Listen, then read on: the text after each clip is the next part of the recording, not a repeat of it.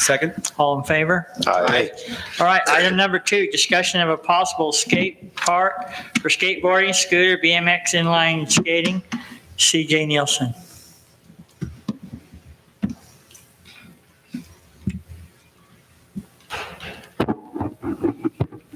Hi, my name is CJ Nielsen, as Mayor just said.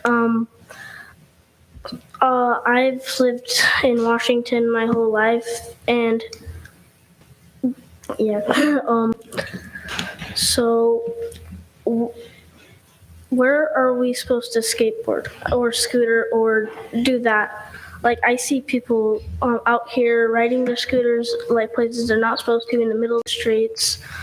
I think that we're one of the only places that doesn't have a skate park or something like that. I feel like that we could maybe change that. Mayor,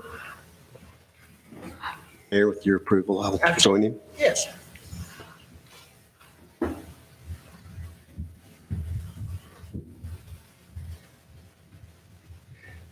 me give you just a little history. CJ was in my class this year, and he asked me that very question back in September.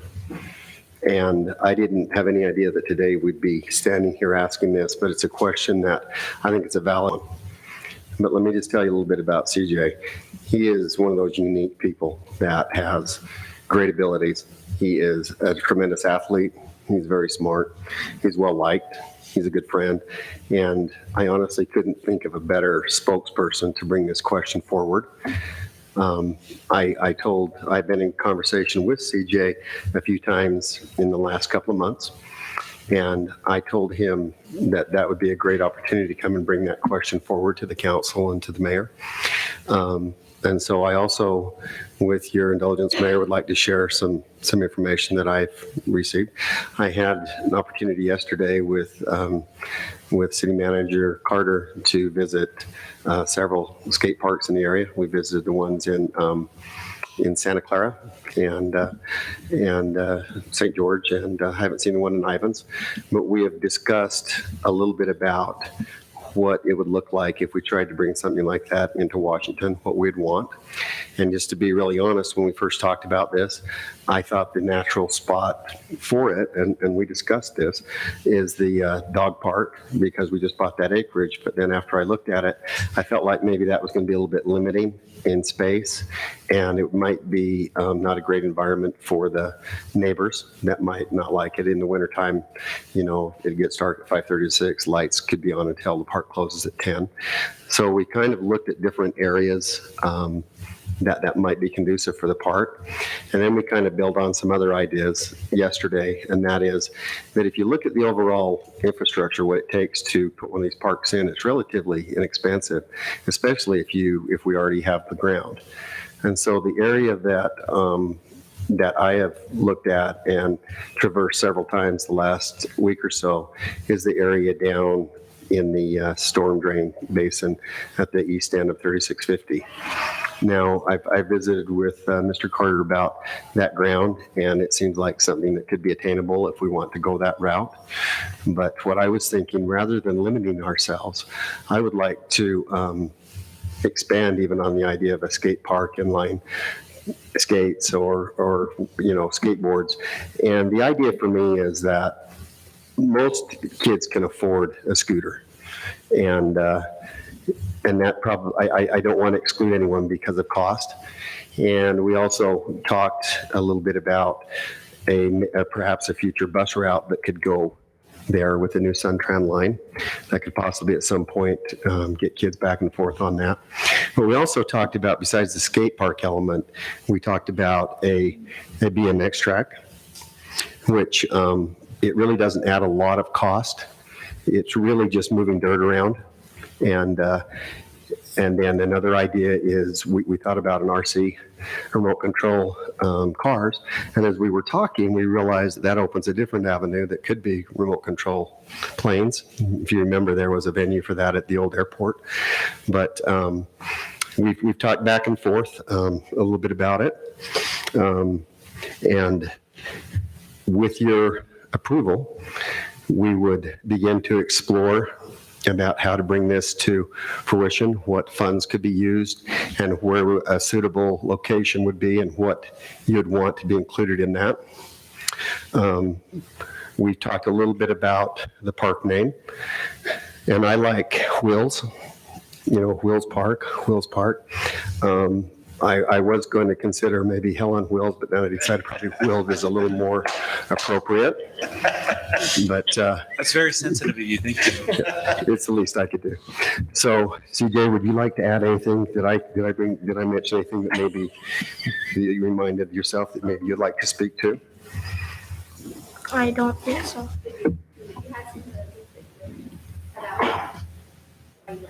Oh yeah, so the reason I like skateboarding and scootering, I'm just gonna say this. If I didn't live around here or kind of by the St. George area, I would probably hate this hobby because there's so many mean people that don't like you when you're doing it, but it's kind of different around our community. There's a lot of people that really, really like to do it, and they kind of share the interest, and they're not always mean. There's a lot of nice people around, and that's a reason I like to do it. And another reason is that I can just kind of take my mind off of school and like homework and stuff like that with friends.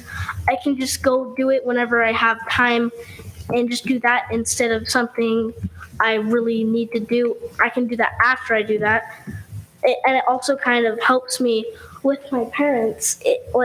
Because they kind of like it too, because they think, man, if CJ will, they say, if we can get CJ into this hobby or something like that, it'll be like, if we do this and we let him do it, it'll be like, we'll let him go do that once he does his chores. And we think, and they're probably just like, he's going to get his chores done really fast. Motivation. And homework. And homework, yeah. So Well, a thank you. couple of questions for you, just for clarification, and mostly this, the councilman that spoke with you kind of confused me on it. So just to clarify, so would you consider yourself a spokesperson or more of a bearing person? I'd say kind of maybe a little bit of both. Okay. I appreciate that. That's the truth from politics, I was going to say. And then maybe a touch more seriously, what elements are important in a skate park? I'd say don't only put so there's street skating, which some people will put into the skate parks. It's mostly just like grinding on rails with their scooter or skateboard and stuff like that, like jumping on stairs. They pretty much try to recreate some of the street elements that they can't do there, but they put it here. And then there's the park elements where you'd think, if I thought about park, I would think about something like a half pipe, or it could be jumps or something like that. And then if you're talking about bike stuff, there's like mountain biking, and then there's park biking, and then there's just riding around on the street biking. Which parks are good in the area that you'd like us to maybe take a note from? I really like the Ivan skate park and the St. George City skate park, just because the Ivans, they've kind of got a little bit of all of it in it, but the St. George one is pretty big. It's not all kind of packed into one spot, but in the Ivans, they do have like a football place and a baseball place and like soccer stuff. They kind of put the whole recreation stuff into it, like for all ages and all stuff like that. Well done. They even have like a playground for little kids.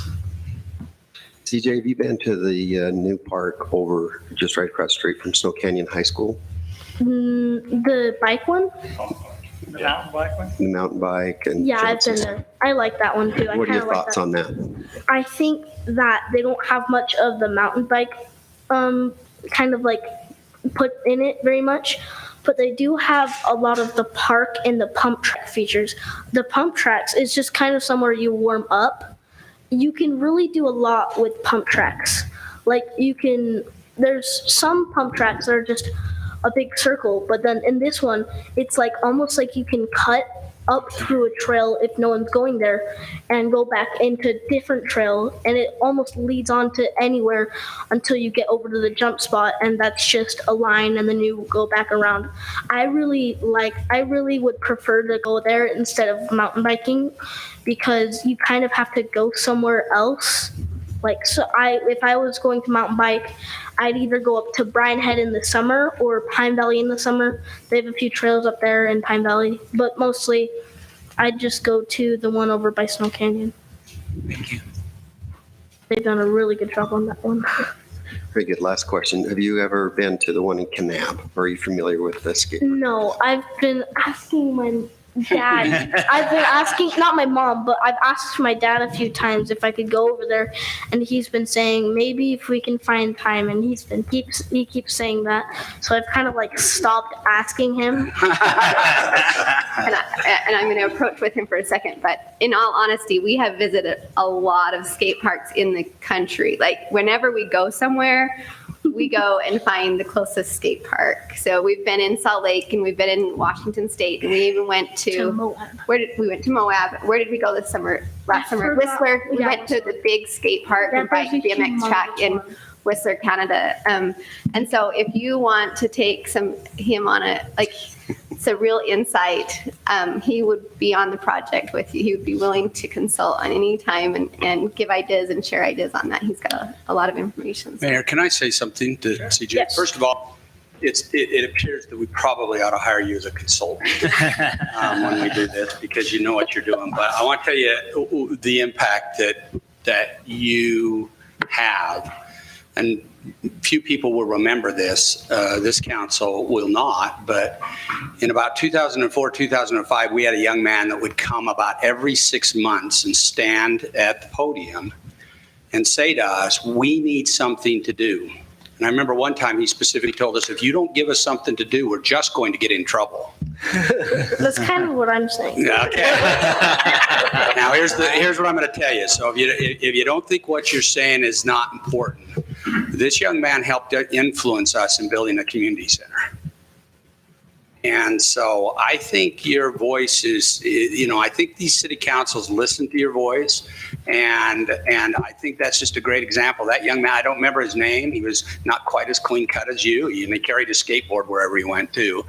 But I think he had a big impact upon our council on the decision to build the community center. So good for you. Thank you. I do have something, Mayor, if I may say. Sure. In preparation for this, I've talked to a lot of the members of our community that do this. One of my favorite kids I talked to is Talon Chamo, great kid.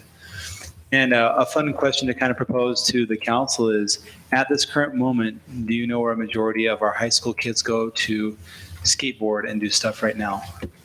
I would say St. George. In a parking garage. That is the number one place for kids to go skateboarding right now. So you're saying build a parking garage? We can build a parking garage. That could be one inference you can come from Can I that. say something? But absolutely, go ahead and I'll finish. So, also kind of adding on to that, there's a lot of kids like around our area that have kind of given up the whole idea of going out and riding a skateboard or something like that because they don't have anywhere to ride. Like they sit inside and watch a screen for their whole screen time and then they go to bed. They don't really do anything. One of my main concerns is the concept of the public safety that we haven't addressed by not filling the needs of these kids. I don't want kids skateboarding in parking garages. I don't want them feeling like they don't have a place to go and do this. I get concerned about the stereotype that was prevalent in the early 90s, the concept of what a skateboarder was and what they are. After getting to know the community and working with these youth, both in my profession and also with the volunteer efforts, these kids are not to the stereotype that people fear. They're great athletes. If you've ever watched some kids on scooters, if you want to feel like, man, there's greatness among us. These kids are amazing athletes, very invested in their community, very interested. As in all sports and groups, you always have a group that makes you wonder if that is what really defines who they are. But I think the skateboarding community, as we've once identified them, is not that community anymore. I would also like to look at the concept of expanding the concept of what a skateboarder can do in any of our parks, not just in a skate park. Because as said, a lot of times if you go to these skate parks, there's a place for a mom and some other kids to play, and they're kind of going around. There's a lot of beautiful parks we have right now. If kids just had open space to just go and ride their boards on there. Obviously, we have signs and stuff for things, but we don't limit bikes. We don't limit a lot of things, but for some reason, skateboarders and scooter riders are the devil, and I don't think that's appropriate. I would love to see us really address this not only in a new place, but in the overall concept of where kids can skate. Because if they can't skate in our common places, in our parks, where can they skate? Where can they get out? And a lot of times parents can't take kids across the community to that amazing park. But if they can go across the street and do a couple of things on this park, I think that'd be a worthwhile concept to talk about as well. So I do like the idea of a skate park. I do like the public safety and expanding the influence of that in here. But I also want to talk about the concept of where we can just allow skateboarders back into our parks. So on that note, just a little bit, you guys are going to learn more and more about me as we move on. I was one of those kids in the 90s but I was a rollerblader, not a skateboarder. And I spent a lot of time getting in trouble for skating where I was not supposed to skate. We did not have any place to skate. So what we do, we ride it on rails at churches. We went to any park, and it does cause some damage though. It can possibly cause damage. So I'm hesitant to open parks, Right. but I'd rather open a skate park because then they can go there. Because if you open it up to all our parks, then you can potentially get damage on the curbs, and it does happen. It's just part of the industry. But looking at it is I really think we need a skate park, but I would like to incorporate it in a park with a pump track, a park, so that you can have the moms, the playground, your kids are skating. One of the problems I've noticed with St. George's is it feels disconnected from the park that it's right next to. It's hard to get into. It'd be nice that it was just all incorporated with it and it opened and flowed, but maybe have a park setting that you can skate anything in that park and it's open to it. And then it's all incorporated in it. And that's what I would like to see, is that more of, instead of just a skate park, incorporate the skate park, pump track, park, maybe even a baseball field on the side for whatever reasons, just kind of have it more of an open park. So that's kind of my thought process on it. But I am hesitant to open it up to existing parks because it does just open it up for, because it does, I mean, you hop on your skateboard and ride on the curb and it leaves these black marks all over. So CJ, Mayor, with your approval, can we have him introduce his friends that are here with him today? Yes. Would that be okay? Come on up. Well, while you're coming up, I appreciated Councilman Clough mentioning Talon Shamo. I've had a conversation with him about this for a long time. Go ahead. Hi, this is my friend Kyson, and this is also my friend Kaden. I almost forgot your name. Yeah, they're one of my friends. Kyson kind of likes to do scootering and skateboarding, and his older brother Chris does. Wait, does your other one too? Nick scooters, Chris bikes, skateboards, and scooters. Okay, I mostly scooter and skateboard. Well, we're glad you're here. Thank you. We are. Thank you very much, CJ, for your presentation. And you guys, thanks for coming and supporting. And I'm sure our council will definitely consider it and maybe charge the manager to find us a piece of property to do it. Any other questions for them or Nope. comments? Thank you. Thank you very much. Thanks for coming, boys. Thank you for letting me come. Okay, we'll move on. Item 3, discussion review of the 2019-2020 fiscal year budget amendments. Kimberly Roosh.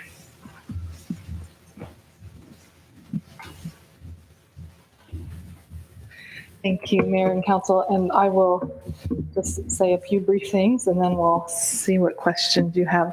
I apologize for not being able to attend the last workshop session where you kind of went over this information. I did want to help give some clarification because I know there was a few questions that came up about why the information in the packet is exactly the same as it was at your last meeting. And so because we've already held the public hearing, basically the budget that we have that's out for review by the public stands funds is the one that I prepared and proposed and put out there. However, anything that was addressed in the public hearing where you guys identified, which was those couple of other items that you had talked about as well, when, if those are things that you decide that you want to go ahead and consider when you adopt the resolution, you would say that you're adopting the resolution in addition to, but it is limited to those items that were discussed within the public hearing. If there are additional items that you want to go ahead and cover for consideration, then what you would do is deny the resolution. We'd go back, make changes, have to hold another public hearing and do that, which is okay. That can all be done. But that would just be the process we would need to follow if there were items other than what was discussed in the public hearing. I will also mention too, just as a change, is we did add, as at the request of the council, briefing summaries on those positions. There was some requests for some additional information. We weren't able to put that all together. Those requests came in today, but we have our HR director as well as our department heads here to answer questions on any of the position issues. And I know that was one of the items that was brought up last time. Kimberly, can I clarify? Yes. So you're saying then if there were additional items that came up in the public hearing, then the proper process would be to deny this resolution? No, if they were, anything that came up in the public hearing. So if the council, when you go and someone wants to make a motion to say to fund, additional funding for city events, okay, then you would say that you make the motion to adopt the resolution with the addition of $10,500, whatever the amount is that you want for those additional items. Okay. And so That's what I thought. I thought I misunderstood you when you said. Yes, and so if there was anything beyond that, so if between now and then, for some reason, you guys felt that there was something that just needed to be included at this point and it was not discussed at the public hearing, Like a skate we'd have to do a separate budget opening to account And for we're going to that. handle that separately anyway. But there was two, because I had two questions asked between the meetings on two follow-up items. One of them was the city celebration, which we, of course, had a lot of discussion on at the hearing. And then the other one was the The bicycle. vice. Right. Yes. And both of those were discussed at that time, so that's why those are items that don't need to be reposted. Yes, they would have to be reposted. If I could, Council, I promised I'd report back because I had a meeting with the Cotton Days Chair and Committee, and we had actually 3 meetings from the last time to now. And there was a document shared with you about an hour or two ago from Marcia Whitney that talks about proposed costs this year compared to what they're estimating for next year. And in talking with her, I just want to clarify a few things.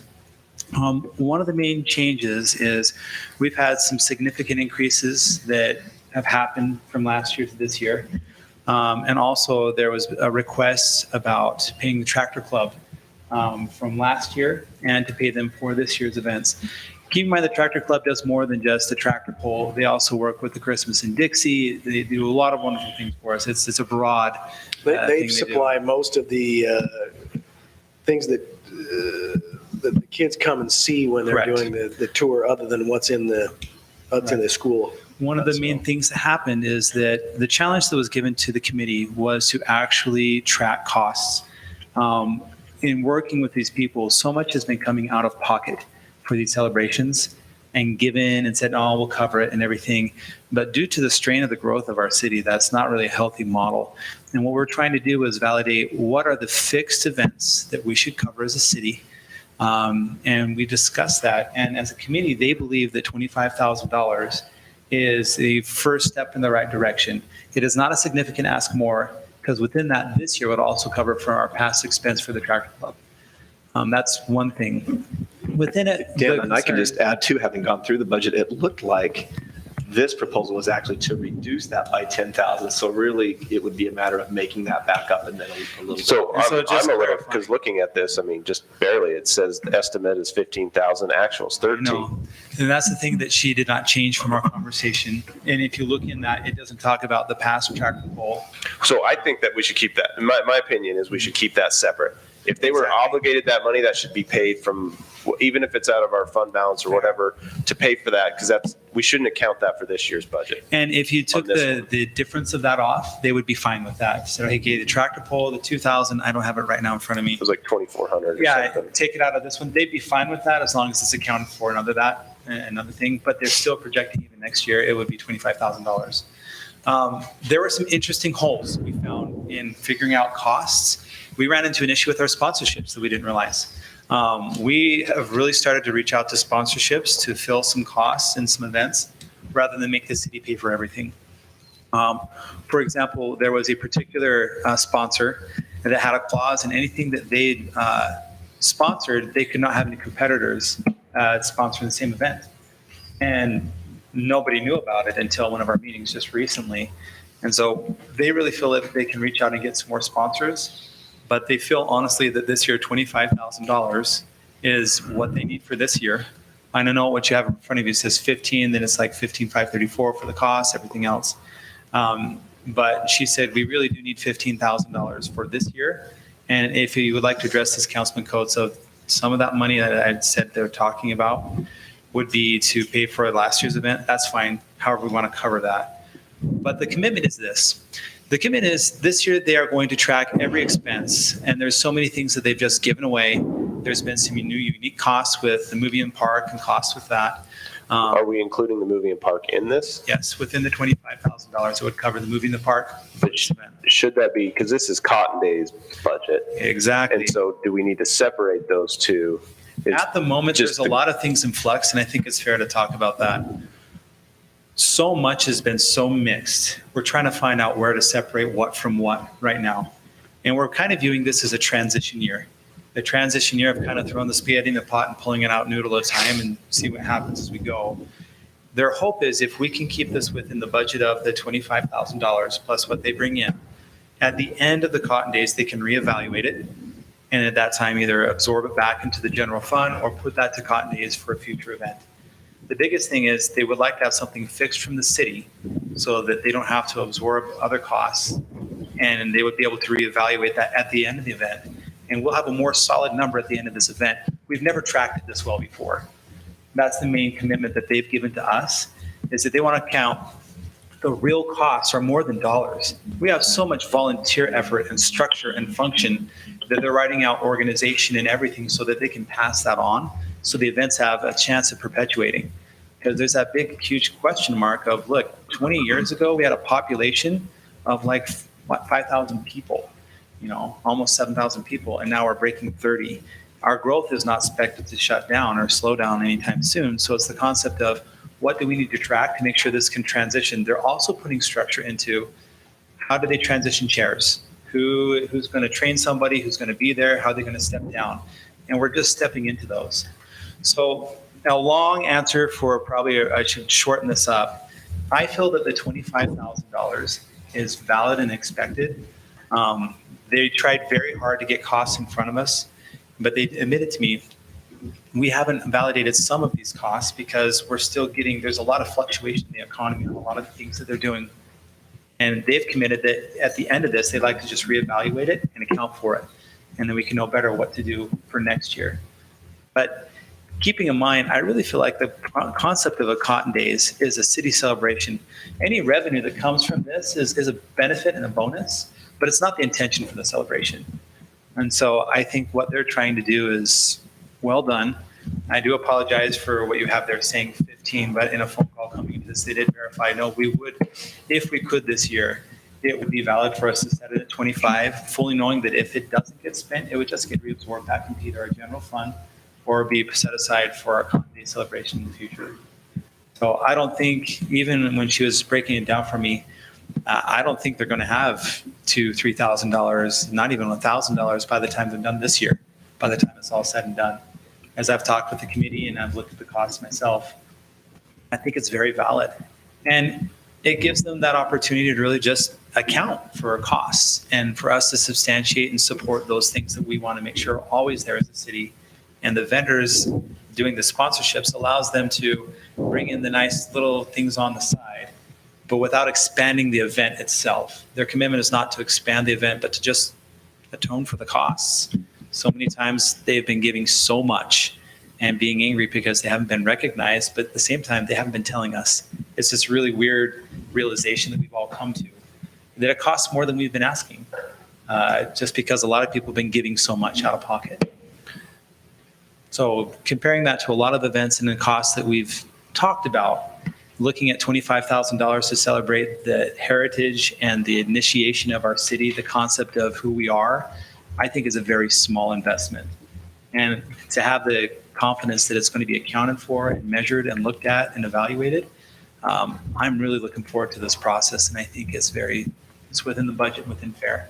So would you think it would be fair that after Cotton Days, the next council meeting, we can have a laid out budget so that it's not a year later and we hear about this later? Thank you. That was one thing I would be looking for, is what is the actual cost at that time? Like, just account for it then so it doesn't get lost. There's three things that they've talked about, and I kind of want to put it out there and see if it fits with what you're asking, Councilman. They do want to do the actual costs, and they'll happen first in the committee meeting that's happening with the city celebration, city events. If we'd like to bring it back to council, I think it'd be wonderful. Another thing that was proposed is to see the actual interaction of the city within each event. It's been proposed to create some sort of a survey that can go out through Washington City to residents to say, okay, did you come to Cotton Days? What did you see? Where did you go? And what would you like to see? I think that'd be valuable for us as a council and for the committee to really validate, okay, we really want to do this or not. And it'll let us either shift costs or shift ideas and events going forward. I would like to see a survey come back, not only a budget, but a survey as well, to see how the community interacted with this event. Because I think that'll help us a lot to be more clear about what we want to do with these funds. So let me ask on the Cotton Days, because I'm just looking through each line item. There's the car show, which is part of Cotton Days, the 5K, which is part of Cotton Days, tractor pull, and then we have all this other stuff that's part of Cotton Days except the movie, right? Or is there other things? So there's some stuff that's zeroed out, like ice cream social. Is that part of Cotton Days? So you're right.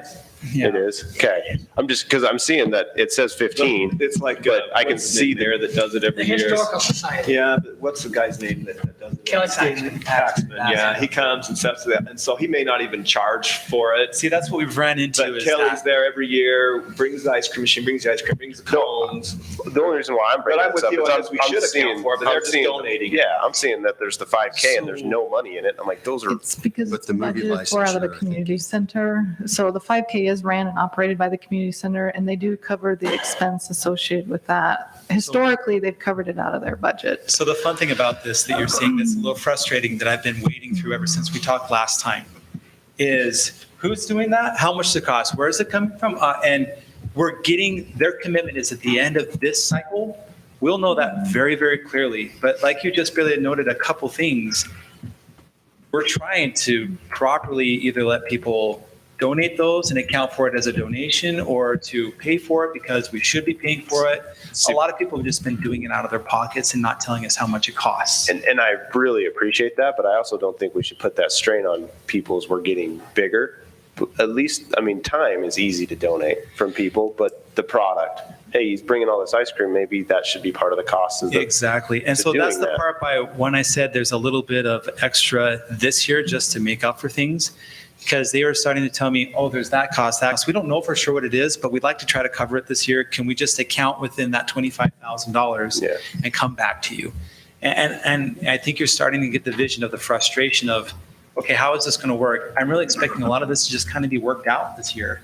Because after being in it last year, it just felt like no one was satisfied with the event last year from those who ran it, because it just felt like they didn't get the support. But the people who felt like they were supporting didn't get the satisfaction of supporting them. It felt like, well, we gave you what you asked, we thought. And so we're trying to bury the hatchet of poor communication of what's been being given and what's being spent, and really having a dollar and an hour and a labor and everything so we can measure the real cost and the real investment that both the city and the citizens are giving to this event. And I think we need to see that better as a council. So I'm hoping I understand what you're saying, Councilman Coates, is that you're absolutely right. No, I'm saying two things. I look at this and I see the 15 is what they asked, and then you're telling me that's not right, which It's is, not it's okay. right, and that's But then what I I'm also look asking and I about. see holes where I see they need more money. So Exactly. that's where I'm just saying, I'm playing both sides. Hey, So- they're asking for this, but they're really asking for this. Right. And I know we're working on it, but I just am bringing these up for everyone to talk about, but I'm not against anything. Right. These are things that I'm seeing, because like Kimberly said, was that the 5K was mostly supplemented by a different budget. So, relooking at this, I just want to know what the expenses are for Cotton Days not the other. And maybe the city needs to do their own in the community center about what expenses they put into it. So we have a total expense of what Conde's costs us. We do need to share the budget of what is the total cost. Otherwise, we'll never get a true number, and it will continue to be something that's just, it'll be frustrating at best for people really working hard on this, both as a city and as the volunteers. And so in the phone call that I validated with them, they said, no, really, the $25,000 would be appropriate this year, and they are promising that they will account and work with this. There are some details I wanted to say that are not established now on how it will happen that we're still working out. We're still working out exactly how the monies will come through and be dispersed. We're trying to figure out invoicing. How will invoicing work? We're trying to figure out a credit card that can be used for expenses. We're trying to figure out a lot of things, but those things will be worked out. Right now, the biggest issue is the budget. And I feel from what my discussion has been with them, the $25,000 is fair to award at this time, knowing that it'll be fully supervised and looked over and have an opportunity to come back before the council and talk about how it went. See, again, that was kind of one of my thoughts is you've got an overworked group of volunteers. Raising the bar on fund collection needs to be done, but I'm hoping we can come up with some fairly easy ways to say, here's maybe one or two ways to turn in receipts, and here's a date when that has to be done, and then we can just get it accounted for and moved on, rather than having somebody have to chase all this down and get it done. If we can announce that up front, here's how you can turn in receipts, here's the date when it's got to be done, maybe one text or one phone call to update it, and then we can just have it there. See, I really like what everybody's saying here, because I hear Dan trying to tackle this issue of getting a proper budget, and Craig saying, hey, we want all of these to be accounted for properly. We don't just want to throw money at it. And I hear you, Doug, saying we need a process. I'm wondering if we might be able to, in this resolution, do an estimate of what we think it will be, but yet require them to maybe drill down with all parties involved, drill down with an actual budget, and then what's not budgeted can roll forward and stay in that fund. If I'm hearing you correctly, that sounds like it might be some common ground. So you're saying, hey, we're as just an idea that there's 25 to work with, but we need a hard estimate before the actual Cotton Days, after these things are Something kind of like that. tightened in. I mean, I'm not. I think it's more of an update, right, of where we at I think before we could do it as Cotton an Days. update before Cotton Days and also a post reflection, because there's still a lot that they're getting together. I can agree with both of those. And whether that says, hey, it just seems like tonight would be the best night to move forward. If we do want to make modifications to the budget, rather than bringing this back as a single item. No, I don't think. But I'm just looking for a way to, because I see exactly what each of you are saying. Yeah. I think the $25,000 gives us a good workable budget with this community that's helping us out and lets us evaluate what actually happened. Okay, so with that, I'm open to that as well for this year and relook at it. But I think the tractor pull last year should just be paid separately, and so it's not counted as part of this. If we owed them the money last year, Would there be any issue within that, Manager Carter? These items were discussed. I do agree that there ought to be some clarification. Is the total amount estimated or projected for Cotton Days this, not including a previous commitment? They ought to be separated so that there's a clear understanding going forward that this wasn't a grand total with a previous commitment. So separating those. So you could say 25, and then we want to pay the previous commitment of 2,400. Or if the 25 was supposed to include that, you'd say less, and then the 24. But I like the idea of them separated, so moving forward, it doesn't get confused that one was paying the previous. That's what I want, just clarity. And so my asking to Councilman Clough is, was that 25 to count for that? That is correct. So if we took The the 2,400 off of the 25, is that number that? Yeah, so there'd be 22.6 instead of 25 this year. And I would just add one thought, and that is, these are volunteers, and their main objective is to put on a nice celebration, and they're not worried really about the accounting, so maybe the city could be a little more proactive in maybe helping to find receipts or to process it so that we do have a really good idea for next year. I think that once this year's over, we'll have a good idea of what that budget needs to be, and we can move forward from there. Can I just add, from what I appreciate when we go back to them, I like the idea of having a date when things are due. Councilman Ward, that's a great idea. and to kind of lay out so when the receipts are due, and we'll work out the idea of the invoices. That'll help a lot. We'll work hard to establish a process for the funding. There's got to be a little bit more of a conversation with city staff, because I feel like the best way to funnel the funds is through the city for accounting it as much as we can. And obviously the kind of idea this is a city event, I do appreciate that, Councilman Ivy. Thank you so much. Mayor, may I add a couple of clarification items here too? So in your budget proposal where you see the city celebration and it shows a reduction of $10,000, the line item directly above it says grant expenses. It was a movement of $10,000 that was associated with the Active Transportation Committee, who had been awarded a grant from Southwest Public Health Department, and those funds were originally held in the city celebration where we fund the other active transportation. Okay. But because it is grant funding, we moved it out to that grant expense because it can only be spent if they're meeting all of their criteria, and we didn't want them thinking that that was money the Active Transportation Committee could spend at will. Okay. Okay.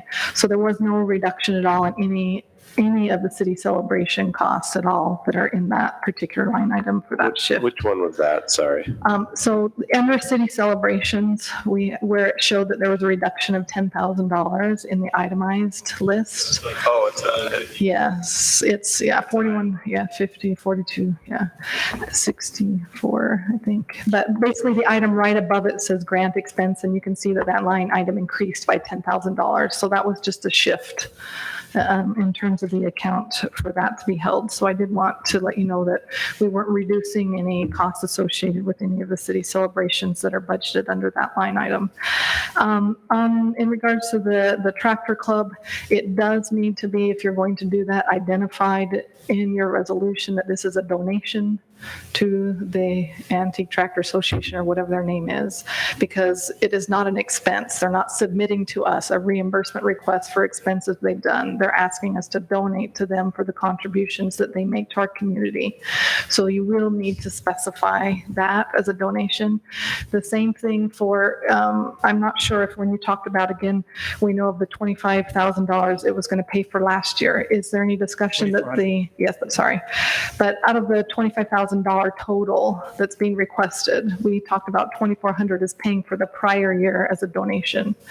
Are they looking for a donation in this coming, May celebration as well? Yes. Yeah. And is that also part of that 25,000? Within the 25,000, that would be correct as well. So you would want So to there was two pull out tractable 48. donations. one for 100. previous year, one for this year. Yes, so you'll just So there's say money we're in there though for that. Within this budget is listed on there for $2,500 in this one that's proposed at $2,500. 25. The current year is listed within the budget at $2,500. Okay, so you want to pull out then 4,900 as a donation for the Antique Tractor Association. Okay, that would be 4,800. Yeah, 40. There's 40. Well, you said 25 and 24, right? Yep, so we'll Okay. call it 5,000.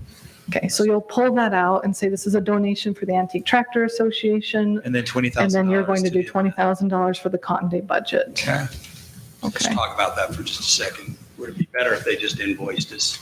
Well, they can't invoice us for, I mean, like, they don't have, so like, from a celebration standpoint and an expense standpoint, do you think that they have costs to say, here's what our fuel costs were last year, here's what I'm happy to do that, but I don't think they're in a position Well, the reason to I say look for that, costs. well, the reason I say that is donations fall under a completely different category, and we have to have a separate public hearing as it relates to the donation, not as a composite of the budget. It has to be a separate public hearing on donations. Can't they So just better send not to a say bill? Sorry, can't they just send a bill, an invoice saying That's what this I'm is what it saying. costs But for don't call our it a fee to do donation. this? You can, but what are the services you're paying for? You're paying for them to be Okay, there and to run their so- tractors and do the tractor pull. I point this out because this is important. This is an important distinction that we do have, and that's why you'll often see when organizations come and ask for donations, we have to have public hearings on them by the statute. And they cannot be embedded within other things. They have to be a standalone. So to me, it would be simpler if they just sent us a bill. Because otherwise, I don't know how you could approve that tonight without pilling it out and having a. So in this, basically what you're saying then, I feel confident we'll just say $25,000 to the Okay. event. fully recognizing that a part of that $5,000 will be in the resolution to address the needs of the tractor pull or whatever. Yeah. And we'll just address it within that. Just have to submit some backup. Yeah. We will figure out how to invoice and everything, because I know that's kind of a next step. And Kimberly, I look forward to working with you and understanding that better. Okay. And then, So we're saying, just $25,000. do the whole thing now and don't worry about last year versus It'll be, this year. oh, better said, it'll be $25,000 plus the other one. So it's going to be $27,500, if that's correct. Help me out. I thought- No. Yes, it's 25,000. That's it. It's just 25,000. That's it. They're covering both within that. So Yeah, yes. because before that, it was 22,600. Yeah, we were gonna Yeah. do 20, but you're okay with not separating it? So 25 covers. 25 covers everything, But you'll including from articulate last that in year. the motion. Yes. Articulate in the motion that of the 25, 22,400 is associated with invoice from last year. Exactly. 24 up from last year from the tractor pull. And then, so just, will you be able to show that to us? If we don't remember next year or 2 years from now that this current budget, because we're going to try and establish this budget as an ongoing measurement for what needs to be put in there. Will you be able to show that part of this was a carryover from the year previous?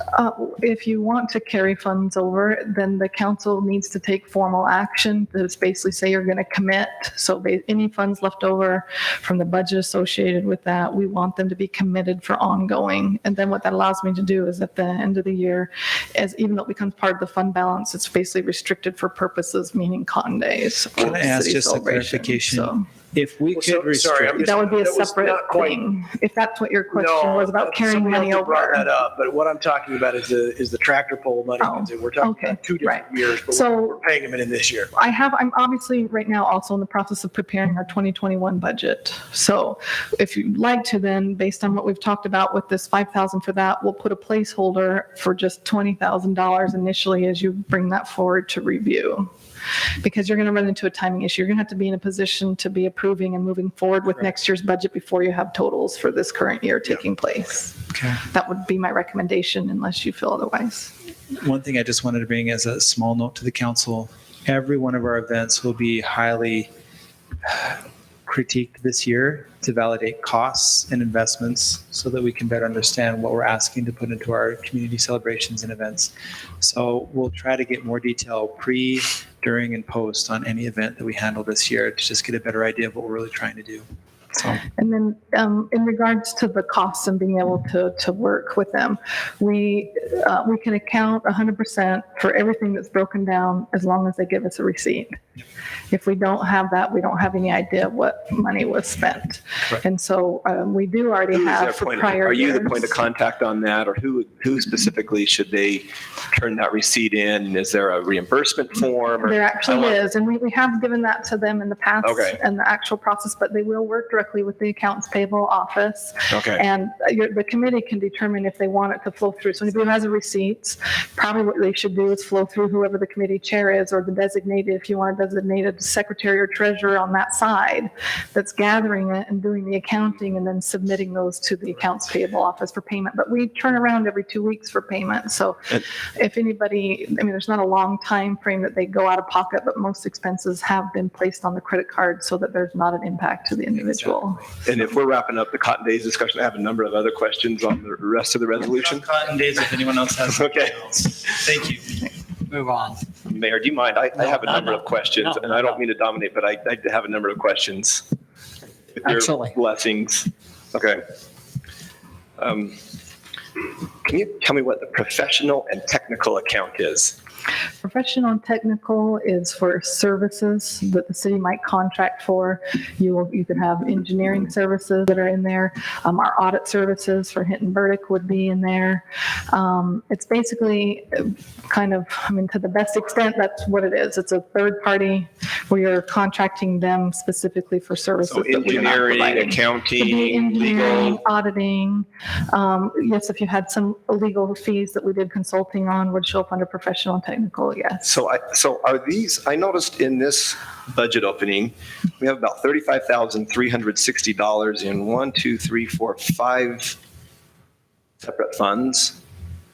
Are these expenses we have already incurred, Or are these projected, because we're on a fiscal year budget, we're closing down toward the end of the year. Why do we all of a sudden have $35,360 in increased professional and technical at this point in the budget? Or are these costs incurred that we need to catch up on now? Let's see. I can give you some ones in your department in finance. Oh, yeah, so the finance Is one in particular to that. 5,020. Yes, those are actually expenses that have already been spent. It was to pay for our Hinton Burdick audit services, and then we also did contract separately to do an independent audit of our investment policy this year that was not Okay, so originally that was why part we of our went from about request. 66 to 71 Yes. in those costs. Okay, the other one I see is in non-departmental, which that's city celebrations is in there. So stay on that. So, yes. That's up 1340. What are we auditing that? What are we doing there? And I'm just the reason I'm asking is we were just a little bit off from what was originally budgeted. I'll tell you.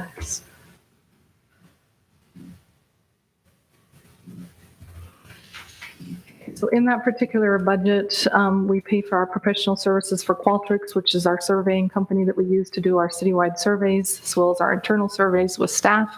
And then we also cover Siemens. We have a contract with Siemens. It has to do with a lease purchase that we made I don't know how many years ago it's been now, that had to do with the overhaul that we did with the lighting around town, all the Yeah, I'm familiar streetlights were with all changed out and all those. What's that. the specific difference? Why the increase in the budget? Because I know I'm familiar with those things. I'm just wondering, we're 1340 higher than estimated. Well, we moved MailChimp, which is our electronic newsletter. It runs about $70 a month. It used to just come out of like a special project account, but it falls within this line item. We moved everything over at the beginning of the year, but we didn't transfer the budget that was associated with it. Is there an offset debit to this or to that amount, or is this just costing us more than we anticipated?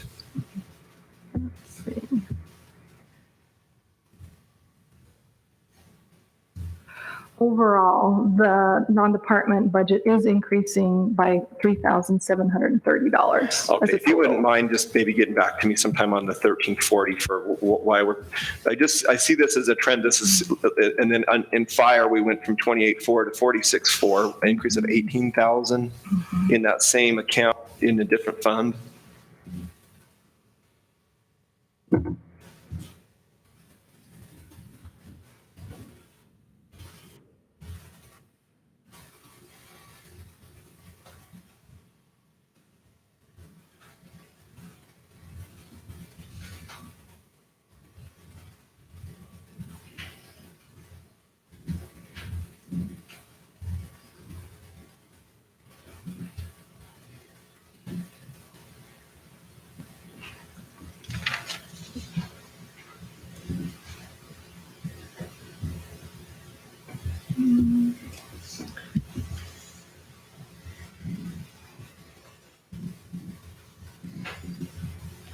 I can pull that up and look and see what they've itemized there. If you have another question while that's coming up, they can Okay. work on that. Well, and I'll just stay on that, if you don't mind, on that one.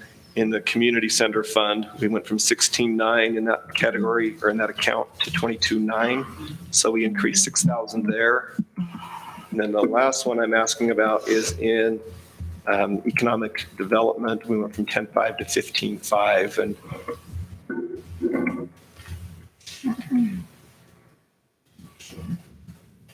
those are my questions just in that regard, and wondering why we seem to be consistently off on that one.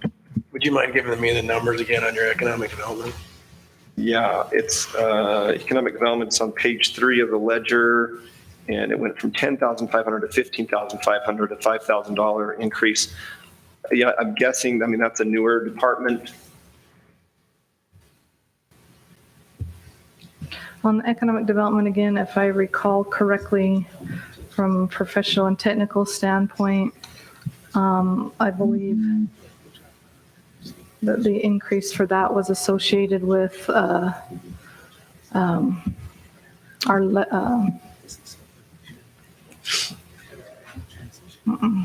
sorry, I couldn't pull that up really quick. And I can move on too, if you want to loop back to me after this meeting on some of those or to. It is helpful. I know that everybody is really busy with that, but it is helpful during the 2-week duration when we cover these things. It's okay to bring them up here and I'll present it to everybody. Yes. But if I have the list, I can be more Yes. prepared to address your specific questions I'll because I do know my we're best short in the on future time. To get those to you. I know on this initially 2 weeks ago, we got it like the day of. So we did table this and then, and I'm happy to reach out to you during the time. Let me ask you some other questions. So we did add on the professional technical for economic development, it includes EDC Utah as well as the mega site state grant stuff, so.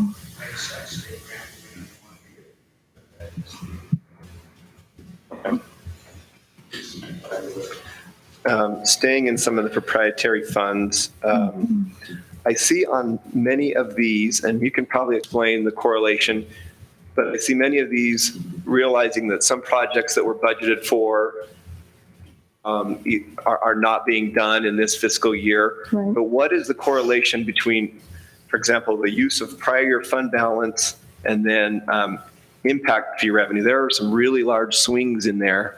And I'm not sure if that's just a matter of accounting or if that's like, hey, we were way off in what we estimated that we would collect. The impact fee numbers are way off in terms of there's added revenue. So we're Yes. bringing in a lot more revenue because the growth has continued Mhm. beyond what the original projections were from community development in terms of housing and things like that.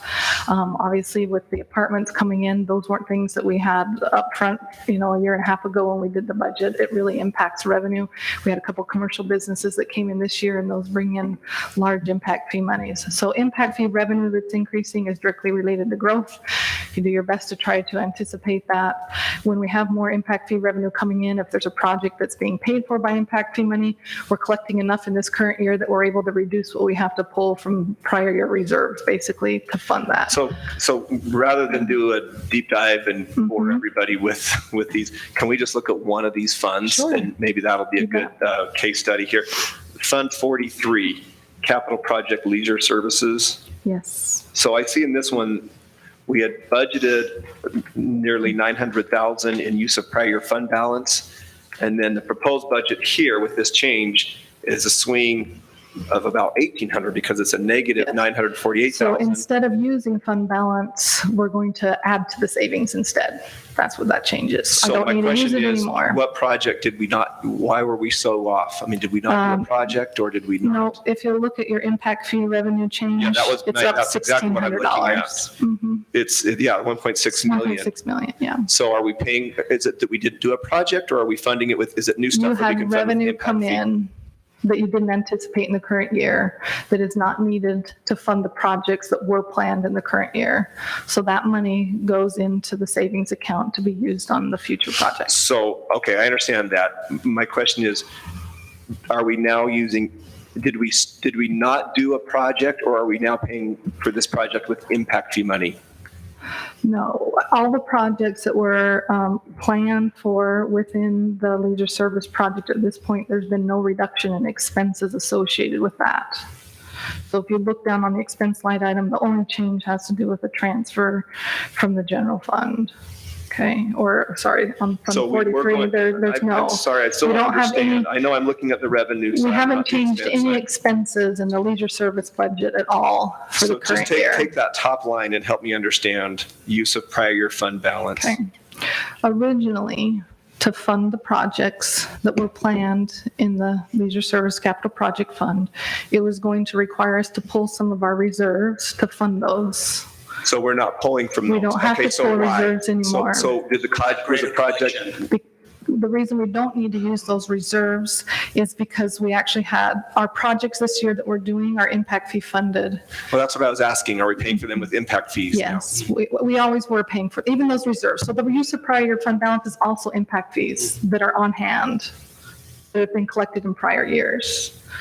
So we were planning on having to use reserves, but enough money came in this year to finish the projects so we don't have to take any money from our savings accounts. So we are able to fund them with impact fees. Yes. Pay for them with Right, impact. and that was how they were also originally planned to be paid for. There's no change in the source of funding. The funding was and always is for these projects this year, impact fee money. I'm probably going to drive everybody nuts, but I That's just okay. don't totally, and I have a degree in accounting, but So let me can I give an example of how impact fees are calculated? So you know there's the theory behind how we do it. So we ask for the community development department we take those estimates, we extrapolate those estimates out based upon the impact fees that would be collected for all that new growth. Okay, that's where we come up with the revenue numbers. Now this year, what we did though, we're never accurate on it. They're estimates on what our growth capacity is going to be. This year, for instance, the biggest impact we had this last year was in apartments. We didn't anticipate the apartments and the multifamily stuff. And so a significant amount more than we had anticipated from the original budget of impact fee revenue came in. Now, if I have a project for $1 million that I know that this year, based upon my budget, I only had 800 of impact fee coming in this year, but I'm doing it this year and it's $1 million, 200,000 of that would come from fund balance. But we had it since we had a larger amount of impact fees coming in. We don't need to pull any from the fund balance, which also includes impact fee. Fund balance is everything that carries over from year to year. We didn't have to do that. Is that correct, Kimberly? That's correct. Thank you. That helped a little bit. okay. Clear as mud, right? No, I just have a few questions in the general fund. Fund 4558, golf course maintenance. Yes. Are we reducing employees? And why did utilities go up so much? Both of these adjustments are around 20,000.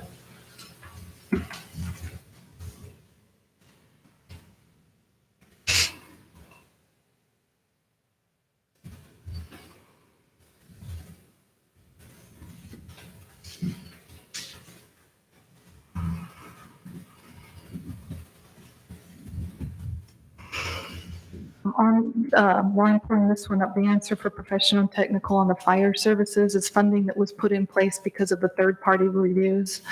So they contracted and allowed third-party reviews associated with fire that on plan reviews and things like that. Basically, what happens is that we pay to have a third party on larger commercial buildings and things like that do the plan review. Okay. The contractor pays for those, but we're paying the professional Again, service. more So to it's a do with pass-through. large commercial projects. Yes, so we had to I add the understand. funding, but there is associated revenue that deals with that. Councilman Staley, can you give a page reference for that? Yes, so it's Fund 4558, and that's on page 2.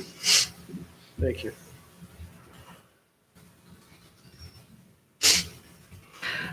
In this particular one for the golf course, what they looked at is their part-time labor cost estimate between now and the end of the year and where they had spent so far and what their needs were, determined that they felt that they were going to be coming in under budget, but they felt that they were going to be over budget in their utilities. And so they're shifting money between those funds. So what we always ask before we just give you an increase on a specific line item is, do you feel that there's another area within your budget? We want to look at that first to say, maybe we're going to forego even making that expense occur this year or things like that. But we allow the department head to review their budget and to say, I don't want you to just give me 20,000 because I think I can have some savings somewhere else. So in this regards, Jeff Stevenson felt that they would have a reduction in what their actual costs would be associated with their part-time labor for the year. And so that was the source that he chose to go on in order to cover his added utility costs. Now I can look up to see the utility. Yeah, and purpose. while you're looking up the utility, I'm just curious, I mean, that's like a 30% jump in utility costs. Do we know what happened there?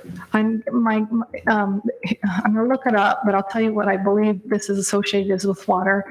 So at the golf course, they try whenever possible to water the course using a well. They have a Sullivan well up there that they run off. When that pump goes down, it requires them to shift over to culinary water, and they have to pay the culinary water rate. Okay. I do know that the pump was down for service this year, and that there was an extensive period of time that they had to run culinary water on the course, which obviously is an increased cost to them. And they were comfortable with the level of service with dropping essentially a full part-time employee to cover that cost of the water? That was as from their department, that was what they had recommended to make that change. We didn't ask them to do that. We didn't suggest that be the location, but they felt that their needs in terms of what they were doing was sufficient where they were Okay. for the remainder of this particular year. And those look correlated to us from a budget standpoint, but were those actually, you may not know the answer to this, were those actually correlated, or those were just costs they were able to cover with taking because it was a part-time reduction, right? Yes, so that means in terms of that is for this year. That wouldn't be a permanent reduction in their part-time labor costs. It was where their estimates were coming in for this year. So if Okay, that was kind of what your question softball, I was. should have asked this one first. That question, so did we lose an employee? No, we didn't lose any employees. It's just how we associate the That's guy's right. time. It just depends on, so we have, our part-time employees can work a maximum of 25 hours a week. They schedule them to come in as they needed, but there are times, again, depends on the season, depends on the maintenance jobs they have going on. If they have a project they're overhauling and things like that, it takes more or less labor hours. So this is a great example of where our department heads do such a great job with this is, unfortunately, budgeting is not a pure science. And when they have these things like the well go down, they themselves will start to look around and say, how can I make that fit? Sometimes they can, and that's when we bring it back here. Was it actually the pump at the well that went down? Yes. Yeah. The Yeah. pump, It's it's a challenge. So what they have requested and they're working on is trying to basically acquire a spare, because it does, the quality of the water in that well is very hard on the equipment. And so they're trying to progress towards where they can have a spare. So when it goes down, they can switch it out, and then that would help reduce. Driller, accessibility to a well driller. And that can be anywhere from a few days to 2 months. And it's their ability to get to you. So that's always a challenge we have. Matter of fact, Mike and I have decided when we retire, we're going into that business. How soon are you retiring? Don't ask John. I mean, Mike, Municipal Building Authority, we refunded bonds.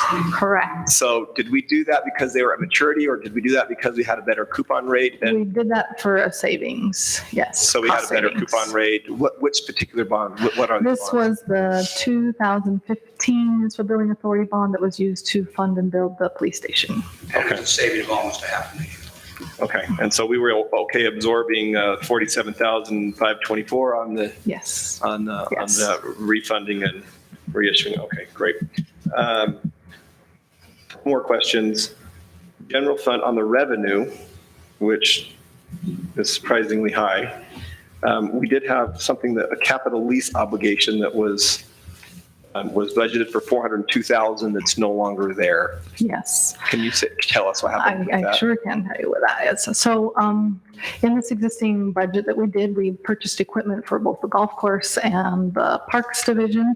And initially we looked at doing that as doing it as an internal loan or a lease purchase. But because of the reserves that we already had on hand within the city, it wasn't worth paying interest to either ourselves or anyone else. So we canceled that. So there's no additional revenue coming in because we're just paying for it outright because the funds are available. So the offset to those would be just throughout the various places where it was There's able to be paid for? there's actually no offset. In governmental accounting, what you have to do is you're budgeting the revenue coming, well, yes, you should see, trying to think. You won't see anything because it would have hit in the next budget year. So when you do the lease purchase, you have to budget for all the revenue coming in that you're going to borrow as a loan, and then you have an expense to buy the equipment. And then in the years going forward, you make lease payments over 5 years. Well, because we didn't lease it, there's no revenue that's coming in. The revenue is now basically the existing funds that we have, and the equipment expense stays there because we still bought the equipment. But what you'll see over the next 5 years is I'm not going to be adding a lease payment to pay for the loan. Are we basically self-financing, or did we just pay for We them? paid for them outright. Okay. A couple more questions, and thank you everyone for being patient. I'm sorry for this. What is Fund 4160, government buildings? 4160 is basically our maintenance division that oversees all the janitorial as well as the facility maintenance. They maintain even the restrooms at the golf course, so they maintain all of our facilities. And the 200 miscellaneous that is now there, is that for Clorox wipes, toilet paper, and water? That sounds, if anyone came in when they saw those boxes stacked up in the hallway, all of our hand sanitizer. Okay. No. No, but really, why do we have a miscellaneous fund now? Miscellaneous account there. Let's see. Is that the one on the, Top of page 2, near the top. I did notice, Councilman, that in my office, there's a thing of Clorox wipes. That's- And I promise I'm almost done. I'll limit myself. well, that actually, you may answer my question too, because I had a question about miscellaneous revenue on page 1. Because I want some of that, some of that miscellaneous revenue. You're asking Councilman about the $200? Yes. Oh. Yes. Just why we need a miscellaneous account in that fund, and maybe, I don't know. Well, we sometimes do have miscellaneous accounts because they clearly don't fall into others and they're just kind of one-time. One of the reasons. It's like a slush fund kind Well, of what thing, or- miscellaneous, so an example Petty of cash. miscellaneous would be if you're going to go out to quarterly I meet with the finance directors within the county and we go out to lunch, everybody pays for their city to do that. Because it's not associated with a training or a conference, that lunch would be expensed under miscellaneous and not under conference and travel. That would be an example. So you did great because you just answered the next question, which was in the finance department, because your department had 0 in the current budget and now has 60. Well, that's great. But we can pull the specific of what that, why, I'm sure we guessed the specific of why we're adding 200. We're adding $200 because there's 2 expenses that were on a credit card that got coded to that account. I can go pull the receipts and find out. It just shows up that it's a bank card transaction, but we have all the images and I can pull that up and let you know. But it is $200. One that came, they were both occurred in the month of December. Okay, and I'm also, I just have 2 more questions. One in the finance fund and one in the manager fund. You are asking for $1,235 additional dollars for office equipment, supplies, and maintenance. Yes, that's associated with the new hire that we got and a computer replacement for that new hire that occurred this year. Great. And in Fund 4131, the city manager is asking for $2,800 in additional funding in training and travel, and an additional $500 in equipment, supplies, and maintenance. Do you know what those are about and why those have been asked for? I'm sure our city manager could probably answer those faster than I can look them up. So the training and travel is probably fairly simple. I did pick up the Utah League of Cities and Towns this year because of the training on the cannabis. But also, if you look at the previous years, for some reason, it was just under budgeted on that issue. And the phone was not anticipated, it died. Council would like me to not have a phone that I could almost swap that one out. But the phone was My company seems to do really good with new phones, but. well. This is not a new phone, but it just died sooner than I budgeted for it. That's all the questions I have. And Kimberly, thank you just for one- humoring me, guys. I appreciate that. Thank you. Just one question, just so I understand. On the general fund, Yes. the miscellaneous revenue, I was just wondering when Councilman Clough was presenting about Cotton Days, the money that's brought in, and where that money would be accounted? It for? is not. There's actually a separate individual revenue line item called Cotton Days. So, but is the miscellaneous revenue, is that kind of an idea of how it's brought in? It's There's completely- the Cotton Day money goes into a revenue account called Cotton Days. Miscellaneous revenue within the general fund is if we have a car accident and the insurance company pays us money to get the vehicle replaced, that revenue goes in there, and then we have an expense to get the car replaced.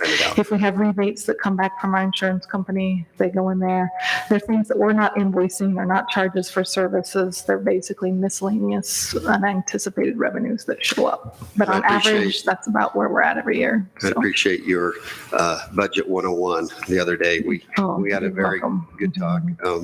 I still have ways to go to fully understand it, but we're going to try. I hope you appreciate you my so much. patience too. As much as I try to remember, I do not remember the details of every single line item of which there's changes that come forth, but we have access to that. So, I think you did a great job. thank you. Make you, Kimberly. Any other questions, or are you done? I'm done if you're done. So, Kimberly, I am insanely appreciative of your professionality and how you answer both the questions. So every council member and all the backing and everything, it is very refreshing to see that level of preparation and understanding of your department. I just want to say thank you for the efforts. you're you do. welcome. And again, anytime, you don't have to wait for a council meeting. So if you have questions, reach out. Thank you. Okay, we'll move on to item 4. Discussion on holdovers and public hearings. So maybe I'll just lead this up, if that's all right, Mayor. Absolutely. So we've had a lot of discussion back and forth about the holdover. I've seen the good and the bad of it. One thing that I would like to propose is that if we leave it in place as a holdover, and if we see that there's no comment, then just approve it that night and move forward. Because I look at it as, why are we holding up people if there's no public comment and they're just in, it's not a big deal. No, there's no concern by the council. There's no concern by the public. It makes sense. I feel like we should just move it forward. So I feel like there's some council that want it, some that don't. I personally do not want it. I don't think it's needed, but I'm also open to the entertainment to have it. But if the council feels like it should just be approved that night, then we approve it that night and move forward. That's my 2 cents on it. I appreciate you bringing that up. It's very unique to see how each item is handled so differently. Sometimes we'll fill a council chamber over one thing and others, no one shows up at all. And I appreciate you speaking to the concept of what if nobody shows up. I would like to go down that road and see the value of it. If there's no one to say otherwise, it'd be nice to have that option. And then in the event there is no public comment or anything happening, then we can have it happen. One benefit about letting it stay in place is that though it may hold things up in a perspective of 2 weeks, if a contractor knows that's the process, it doesn't hold anything up. They work that within the concepts of what they're trying to do with their project at the time. And so for me, or whatever is going on, whatever is being held over, it just gives a pattern of expectation that doesn't hold us up to any form of liability. And also, I think we have a reputation, when I've heard people talk of sometimes the process is frustrating, as beneficial as it would be to have that just, hey, it looks like things are good today. I think we better protect people by having a process that's predictable for everyone, regardless. Simply because it's predictable, they can plan for it, and they get the same rights as anyone else would. And so I see your point of if no one shows up, maybe we should consider that. I'm open to that tonight. I'd like to hear from other council. For me, my feeling is, as much as it would benefit them, I think it's still most beneficial to keep it in place so they can predict it. So I'm going to kind of have one thing just to rebuttal on that. That's maybe Washington City, but I work in a lot of jurisdictions, and that's nowhere have I ever had this happen where you have another 2 weeks after you've been scheduled. So the common thread is you put it on the agenda, it gets decided. So since you've worked and so that's all I was saying. So since you've worked in Washington City, have you been able to work within that 2 week period? You can't do it because you're forced to. But should you have to, I feel like they're going through the process. Should you have to? If there's no need for it, why should you have to wait 2 weeks? Because I know you should plan for it, but it's still say someone's bought land, they're sitting on the interest. 2 weeks of interest is a lot of money. I would be fully open to considering it as long as in that meeting, seriously, nobody shows up. I mean, that would be one thing as a point of expedition, that this will happen if anyone shows up. But then it's that other point of what do we open ourselves up to at that point? That's the part that I get concerned about. I'll interject just my feelings. I think we either need that 2 week holdover or we do not. That's my feelings. I just feel like that if it's worthy of having it, then we need it all the time. If we don't need it, then we don't need it any of the time. And I would be open to listen to other thoughts, but that's how I feel about it. Well, I agree. I think it puts us in a place where we look arbitrary and capricious, and we probably are arbitrary and capricious. I think the standard ought to be set that we maintain the holdover. I think if we still have concerns about it, we should dialogue more on it in the future.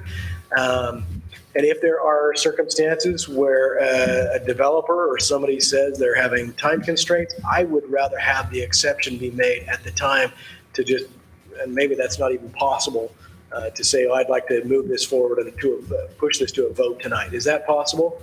So it's ought to be, you got to. It's the opposite. That is, if you don't want to go with it, with an automatic 2-week holdover as a policy, as for your council, I think that what you ought to do then is, so if you have that, I wouldn't cut it short, because I think you have expectations at that point. If you choose that there are occasions when you need that extra 2 weeks to just to digest what you've heard, then I just don't, so that's my answer, my question there is. Continue for 2 weeks. Yeah, Then you the can- problem is you can then you have table it, people though. showing up who feel like I can actually delay this project by just coming and doing it. And I don't want, I'd rather have the standard, and if we sit on this for a little while, we talk about it, we don't have any issues for 6 months that really are benefited or warranted having a holdover, then let's discuss it at a future time and just get rid of it. Well, that's what I think But it has been articulate. beneficial to us in the past. I don't think that this council has actually sat on some of those issues where they have really been beneficial at this point, but it really has kind of benefited us. It's changed us. I don't know. And you mentioned that we no other cities are doing this. I'm kind of proud of that. I'm kind of proud that we're taking more time with it and doing it. And I'm also proud that we took the look to have the foresight to say, yeah, this is a burden on the contractors. Let's shorten the time up. And the way they did that was to just overlap the noticing. So they didn't have to notice it twice. They just said, look, we're going to send the noticing out, overlapping the timing, and they could send the one out over. But did we do that? That's So I what want- my understanding was on when we changed this up, that they shortened the noticing, not shorten the So, noticing, for they just final- allowed the noticing to go out at initially the So same when time. we, So I've got multiple staff members shaking their head that I'm saying this wrong, but I thought I had that on good authority, so correct me. okay, so when you have a zone change coming before you, we send notification out when it leaves planning commission. It's usually around 3-4 weeks before it comes to you guys, because there's a time frame for us to get it in the paper and to run the 2 weeks. So it's almost a month from the time it leaves planning commission to the time you guys view it. Once you do that, we put it on the agenda for a public hearing. Right now, we don't put the consideration of the ordinance for 2 more weeks. So you're looking at 6 weeks from the time the planning commission. If you were wanting to do this possibility of approving the ordinance the same night, I have to put that on the agenda. So you would be like a public hearing for an application to consider it, and then after it would be consideration of the ordinance. And I'm certainly If you not don't suggesting want that. to, My understanding was, though, that at the planning commission level, they were putting the notices out. They were not having to wait until that was done in order to put the notices out for the city council public hearing. I can't put it on the city council until I know that they've That it's recommended passed. approval or denial, once they've made a recommendation, So I whichever way was it is. mistaken by that. And I'm not recommending that. I am recommending that we just sit on it, Okay. observe as a council how this benefits us or not, and then make a decision in the future. Okay, Because so if I'm the just saying, benefits- if you want me to yes, put the ordinance on the same time, you guys can table the ordinance for 2 weeks or whatever. Yeah. It's not something that you can add the ordinance on. So If it's listening not a- to that, I would go back to my recommendation is put it on as approval. And if we feel as a council that we need to table it for 2 weeks to digest it. Because you serve the same purpose. And then you can make that decision then or not. That's just how I look at it. And I think, again, I think you're looking at this from some of the relatively easy issues that we've had come before the council at this point. This was put into place when there are difficult issues, and the ability for us to not look arbitrary and capricious and to be changing happens at that exact time. And so asking the developers to plan this in their schedule is one way that this council has been able to hear both the public and be fair to the developers and to separate those very difficult issues on nights and have 2 weeks of calm thinking and then make a deliberative decision. It was done for the benefit of the developers who had projects that were very difficult. My understanding. Well, I don't agree it's done directly for the developers. I think it helps. I think it can help both. I agree. But I also don't think we should hold up people who don't need to be held up and move the process forward. And I think we can tell that very easily. And the process is, if we're not comfortable moving forward, then we table it and think about it for 2 weeks. And that's the process that they can count on. Which is fine, and I'm hearing you there, but think through the process of that. So you have a room full of people who are angry about this issue. It's on the agenda to not only have the public hearing, but have a vote on it that night.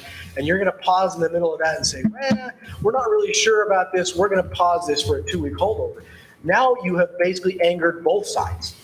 Now the two sides that you're literally trying to help, they're both irritated at you because of the process is now interrupted and delayed. Honestly, you look like a wimp because you wouldn't just call it out. I disagree with you on that. No, which is fine. But understand, that's exactly my point of this.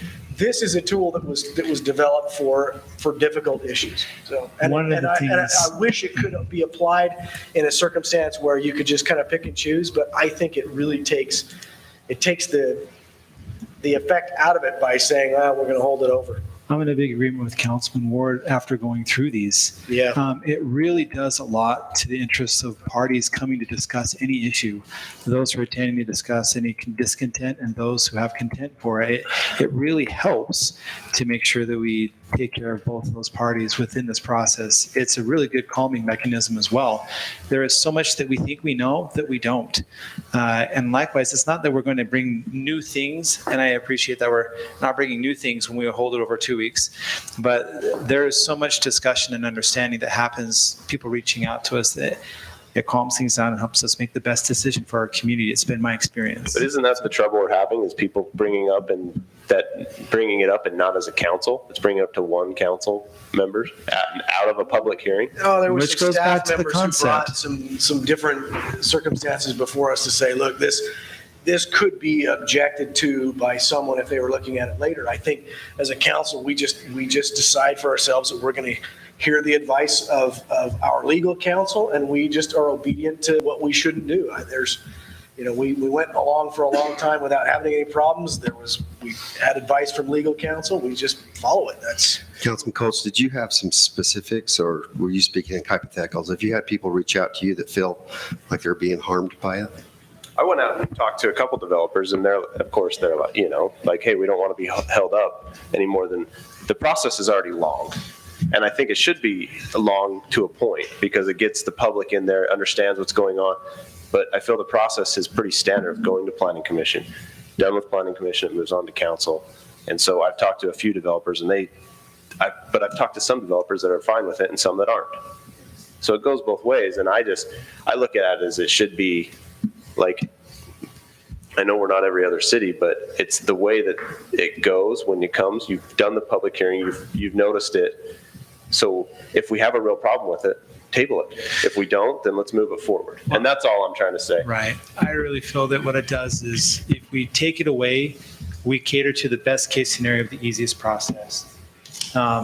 If we keep it there, we cater to the needs of both, taking care of the easiest processes and addressing the most difficult issues that come to us by keeping it in place. That's my feelings. Thank you. I will keep, if you want to keep discussing it later, we will, but we need to adjourn, and I'll entertain a motion to adjourn. I'd like to take 5 minutes. So moved. Second. Motion and second, all in favor? Aye. Thank you. We'll take 5 minutes and we'll start our city council meeting. It's yours. Okay, just making sure. I need to write my name on these things. It seems like they're just enough.